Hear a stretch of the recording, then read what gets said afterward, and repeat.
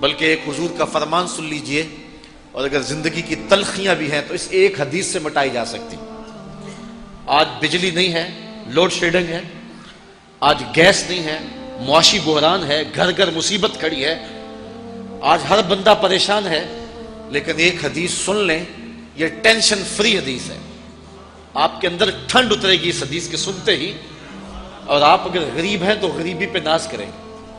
میرے رسول نے ارشاد فرمایا، سیدنا علی المرتضیٰ فرماتے ہیں، جو اللہ کے دیے گئے تھوڑے رزق پہ راضی ہو گیا، اللہ قیامت کے دن اس کے تھوڑے عملوں پہ راضی ہو جائے گا۔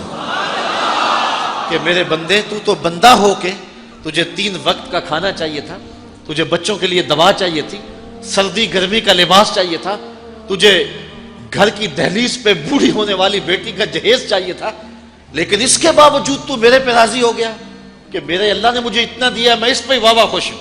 تو کہا اگر تو اللہ کے دیے پہ راضی ہو گیا، تجھے تو ضرورت تھی پھر بھی راضی ہو گیا، مجھے تو تیرے عملوں کی لوڑ بھی نہیں ہے نا۔ تو کہا جو اللہ کے دیے گئے تھوڑے رزق پہ راضی ہو گیا، اللہ قیامت کے دن اس کے تھوڑے عملوں پہ راضی ہو جائے گا۔ اللہ اکبر۔ تو کہا ہم اس کی معیشت کو تنگ کر دیتے ہیں، یہ وہ بد نصیب ہے، وہ بدبخت ہے جو اللہ کی آیتوں کا انکار کرتا ہے۔ وَنَحْشُرُهُ يَوْمَ الْقِيَامَةِ أَعْمَى، اور قیامت کے دن اس کو نابینا اٹھایا جائے گا، اس کی آنکھوں میں روشنی نہیں ہوگی۔ اللہ اکبر۔ یہاں بھی مفسرین نے بات کی ہے کہ نامہ اعمال تو وہ کھولیں گے اور اس میں اپنے اعمال بد پڑھیں گے، تو پھر نابینا کیسے ہوں گے؟ تو اس کا ایک جواب یہ دیا انہوں نے کہ عمل حجت ہوں گے، یعنی آج چمک چمک کے باتیں کرتے ہیں، اپنے کفر پہ اور اپنے عصیان پہ اور اپنے گناہوں پہ دلیلیں گھڑتے ہیں۔ ایک آپ بے نمازی سے پوچھ لیں تو وہ بھی کوئی دلیل دے دے گا، آپ ایک شرابی سے پوچھیں تو وہ بھی کوئی بات کرے گا آگے سے، آپ کو چپ کرا دے گا، اور کچھ نہیں ہوگا تو داڑھی کا تانا دے دے گا، امامے کا تانا دے دے گا۔ لیکن یہ دلیلیں اس دنیا پہ چلتی ہیں، بڑے شعلہ نوا خطیب ہوتے ہیں، لیکن جب جج کے سامنے جاتے ہیں تو پبلتیاں بند ہو جاتی ہیں۔ تو اللہ تعالیٰ جل شانہ کے حضور جب پیش ہوں گے تو اس وقت دلیلیں مٹ جائیں گی۔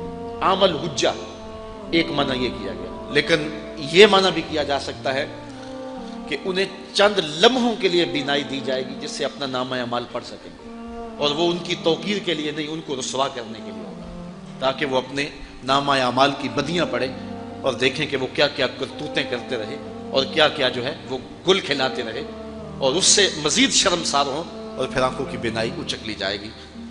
اللہ اکبر۔ تو کہا یہ وہ بد نصیب لوگ ہیں جنہوں نے دنیا کے اوپر اللہ کے ذکر سے رخ پھیرا، اللہ کی یاد سے منہ موڑا۔ اللہ تعالیٰ ارشاد فرمائے، قال رب لما حشرتنی اعمی، تو وہ بندہ کہے گا جس کی آنکھوں کی بینائی اچک لی جائے گی کہ مالک مجھے تو موٹی موٹی آنکھیں دی گئی تھی، میری آنکھوں پہ تو شاعروں نے غزلیں لکھی، میری آنکھوں پہ تو قصیدے کہے گئے، میری آنکھوں کو کبھی جیل کہا گیا، میری آنکھوں کو کبھی نرگس کہا گیا، کبھی چشم آہو سے میری آنکھ کا تذکرہ ہوتا تھا، لیکن آج یہ آنکھیں بے نور کیوں ہو گئی؟ تو آواز آئے گی، اللہ اکبر، قال رب لما حشرتنی اعمی، کہے گا مالک مجھے اندھا کیوں کر دیا گیا، وقد کنت بصیرا، میں تو انکھیارا تھا، میں تو بینا تھا۔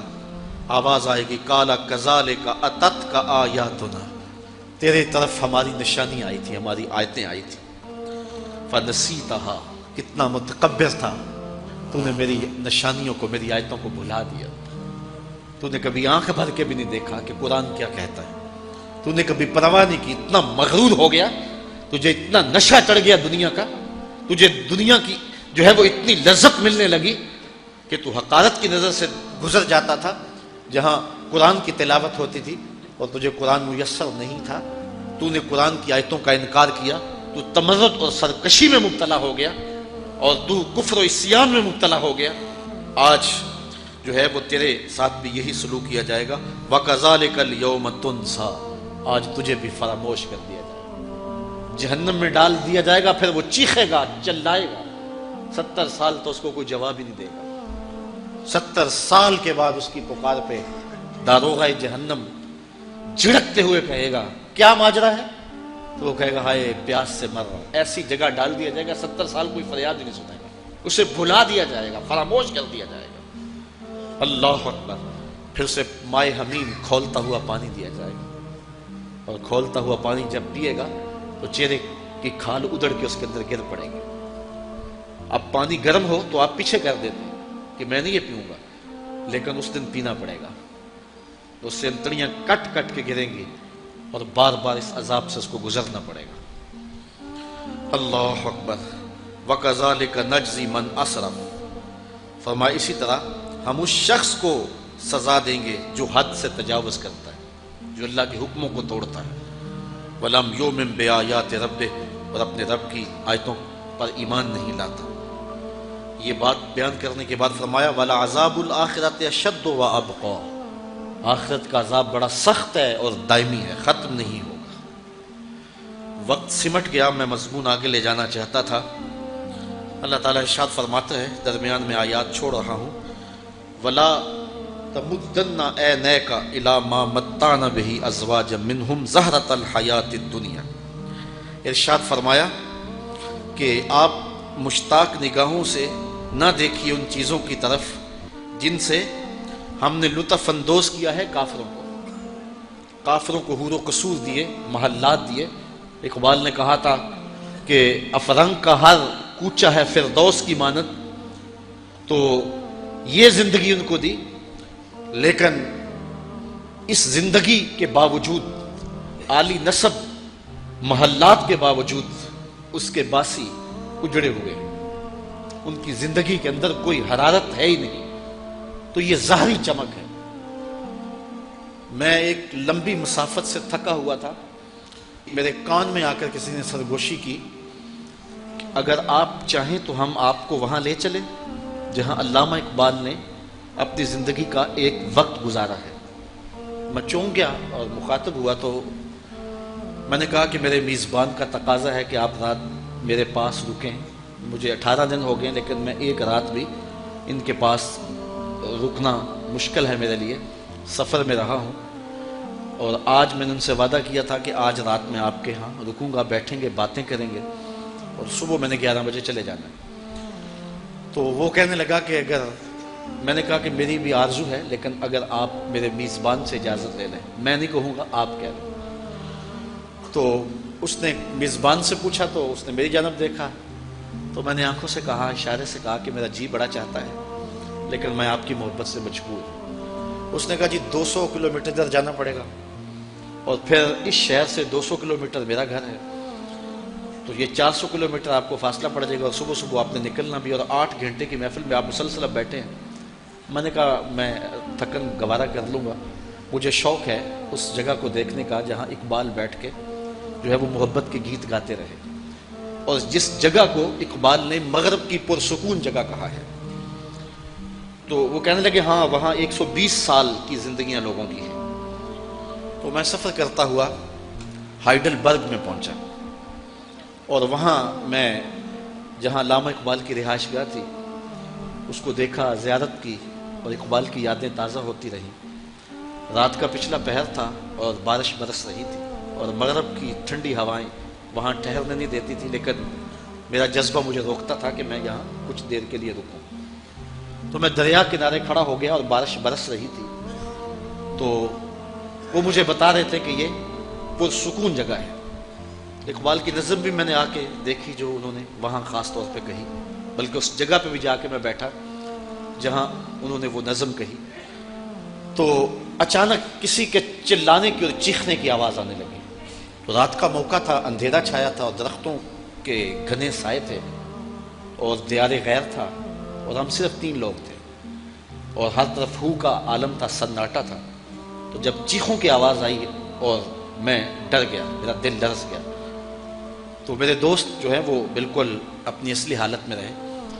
تو میں نے کہا یہ کیا ہوا؟ تو وہ کہنے لگے دریا کے کنارے کنارے یہ کوئی بندہ چیخ رہا ہے، رو رہا ہے۔ میں نے کہا اس سے کیا ہوا؟ وہ ہنس کے کہنے لگے یہ روز ہی ہوتا ہے۔ میں نے کہا کیوں؟ کہنے لگے یہ زندگی کے اکتائے ہوئے لوگ ہیں۔ تو میں نے کہا کہ جو سب سے پرسکون ہیں، پچھلی رات کے اندھیرے میں وہ چیخیں مار کے رو رہے ہیں اور انہیں سکون نہیں ملتا، اور محمد عربی کی دہلیز کے جو نوکر ہیں وہ سحری کے وقت مسلح پہ جب اللہ اللہ کرتے ہیں اور ان کی آنکھوں سے آنسو ڈلتے ہیں، تو وہ غریب ہونے کے باوجود وہ سکون انہیں ملتا ہے کہ جو ان لوگوں کو یہاں میسر نہیں ہے۔ تو کافروں کی جو زندگی ہے اور ان کے محلات جو ہیں، یہ دیکھنے سے لگتا ہے کہ بہت اچھے ہیں، لیکن ان کے اندر اجڑے ہوئے ہیں اور ان کے باطن میں کچھ بھی نہیں ہے، چونکہ روحانی خلا ہونے کی وجہ سے انہیں سکون کی دولت ہی میسر نہیں ہے۔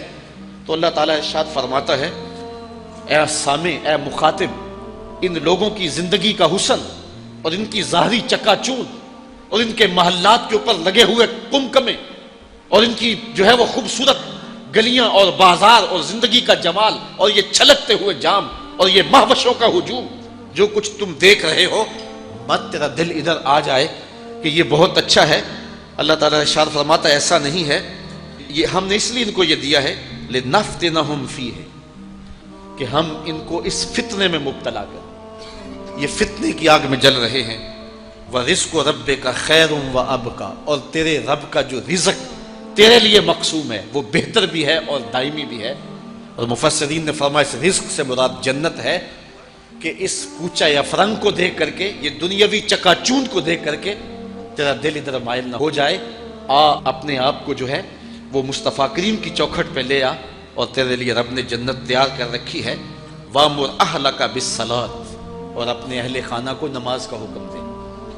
وَاسْتَبِرْ عَلَيْهَا، اور خود بھی اس پر پابند رہ۔ لَا نَسْأَلُكَ رِزْقًا، ہم آپ سے روزی نہیں مانگتے، نَحْنُ نَرْزُقُكَ، ہم آپ کو روزی دیتے ہیں۔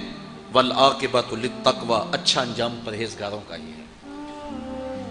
یہاں بہت کچھ لکھا مفسرین نے، لیکن ایک بات مجھے بہت اچھی لگی، تو اللہ تعالیٰ ارشاد فرماتا ہے، ذرا اس پہ توجہ کریں، یہ لاہ عمل ہے کہ یہ کافروں کی چکا چوند اور یہ ان کی زندگی کے ظاہری حسن و جمال اور ان کی زندگی کی جو چمک دمک ہے، اس کی طرف مشتاق نگاہوں سے نہ دیکھیں۔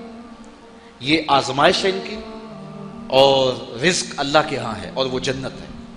تیری نظر میں جنت کا نقشہ ہو تو کوچہ یا فرنگ کیا ہے، تو تو ادھر دھیان رکھ۔ اب آگے فرمایا وَأْمُرْ أَهْلَكَ بِالصَّلَاةِ، اور اپنی اولاد کو نماز کا حکم دے اور خود بھی اس پہ پابند رہے۔ تو یہاں ایک مفسر نے بڑی خوبصورت بات کہہ دی، اس نے کہا کہ جب دنیاوی چکا چوند کی طرف نظر بڑھنے لگے تو اس وقت نماز پڑھنے لگ جاؤ، تو دل رب کی طرف لگ جائے گا اور وہ منظر نگاہوں سے ہٹ جائے گا۔ تو آج کے زمانے میں ہر شخص اس ظاہری چکا چوند کی طرف بڑھ رہا ہے۔ ہر نوجوان ہاتھ میں یہ آرزو لیے کھڑا ہے کہ میں اڑ کے یورپ چلا جاؤں اور میں دنیا کی رنگینیوں میں کھو جاؤں۔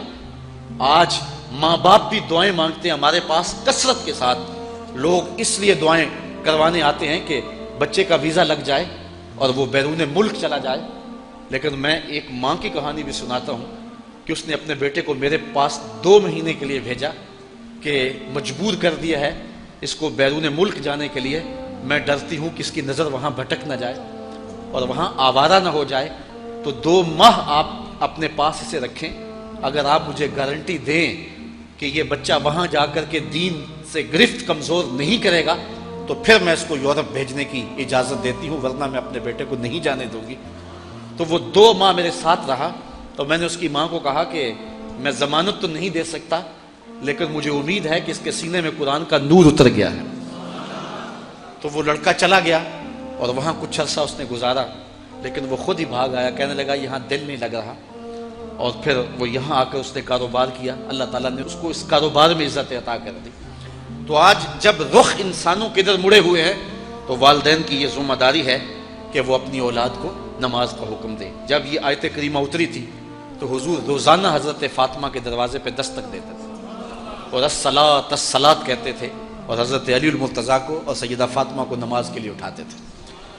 تو آج کے اس مصطفی اجتماع کے اندر جب کہ نفسی کا عالم ہے، ایک تو قیامت کے دن کہتے ہیں نفسی کا عالم ہوگا، یہ دنیا کے اوپر ہی وہ عالم آ گیا اور یہ قیامت کا ہی منظرنامہ ہے، اور انسانوں کی نظریں بھٹک رہی ہیں اور خیال بہک رہے ہیں، سوچوں کے رخ کسی اور سمت مڑ رہے ہیں۔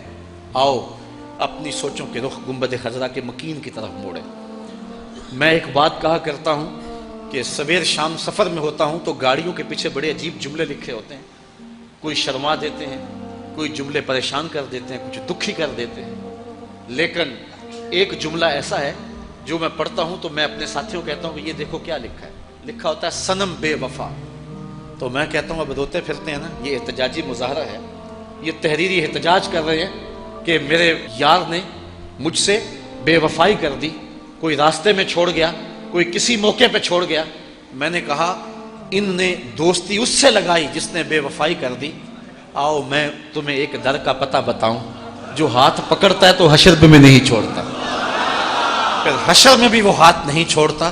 تو اپنی دل کا رشتہ اس آقا سے جوڑ لو. آؤ اقبال کے سارے کلام کو نچوڑیں اور رس نکالیں اور دیکھیں کیا نکلتا ہے. کی محمد سے وفا تو نے تو ہم تیرے ہیں، یہ جہاں چیز ہے کیا لوح و قلم تیرے ہیں.